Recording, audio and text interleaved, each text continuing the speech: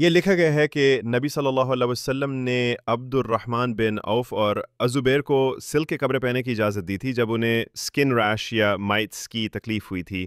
یہ ایک ضروری حالت تھی، اس لیے ان کو سلک پہنے دیا گیا، جبکہ عام طور پر مردوں کے لیے سلک مانا ہے، لیکن اگر ضرورت ہو جیسے کہ ٹھنڈ یا بیماری تو فقہ کے مطابق سلک پہننے کی اجازت ہے۔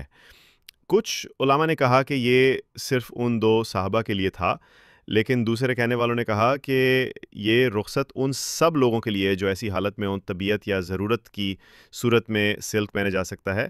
سلک کے کپڑوں کا طبی فائدہ بھی ہے، جیسے کہ دل کو سکون دینا، آنکھوں کی روشنی بڑھاتا ہے اور کچھ بیماریوں کا علاج بھی ہے۔ سلک ہلکا گرم ہوتا ہے لیکن کبھی کبھی ٹھنڈک بھی دیتا ہے، اور الرازی کے مطابق سلک کا اثر کاٹن اور لنن سے مختلف ہوتا ہے۔ سلک جسم کو نرمی دیتا ہے جبکہ ہر موٹا کپڑا جسم کو سخت بناتا ہے۔ سلک کے کپڑے جسم کو تھوڑا سا گرم کرتے ہیں، لیکن وول اور بالوں والے کپڑے جسم کو زیادہ گرم کرتے ہیں۔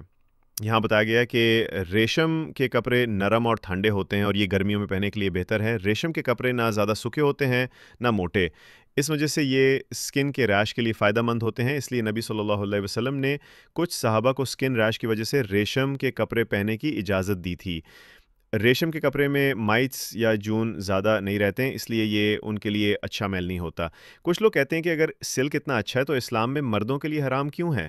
تو جواب یہ ہے کہ اسلام نے مردوں کے لیے صبر اور اللہ کے لیے چھوڑ دینا سکھایا ہے، اور اس پر اللہ سے اجر ملتا ہے۔ کچھ لوگ کہتے ہیں کہ ریشم اور سونا عورتوں کے لیے بنائے گئے ہیں، اس لیے مردوں کو منع کیا گیا ہے کہ وہ عورتوں کی نقل نہ کریں۔ کچھ لوگ کہتے ہیں کہ ریشم سے غرور اور نرمی آتی ہیں جو مردوں کے لیے ٹھیک نہیں ہوتی، اس لیے اسلام نے منع کیا ہے۔ نبی صلی اللہ علیہ وسلم نے فرمایا کہ میری امت کے مردوں کے لیے سونا اور ریشم حرام ہے اور عورتوں کے لیے حلال ہے، اور یہ بھی کہا گیا کہ ریشم اور سونا اس دنیا میں مردوں کے لیے حرام ہے لیکن آخرت میں تمہارے لیے ہوگا۔ اس سے یہ ثابت ہوتا ہے کہ اسلام مردوں کو مردانہ پن اور صبر کی طرف لے کر جاتا ہے، اور اس میں حکمت ہے۔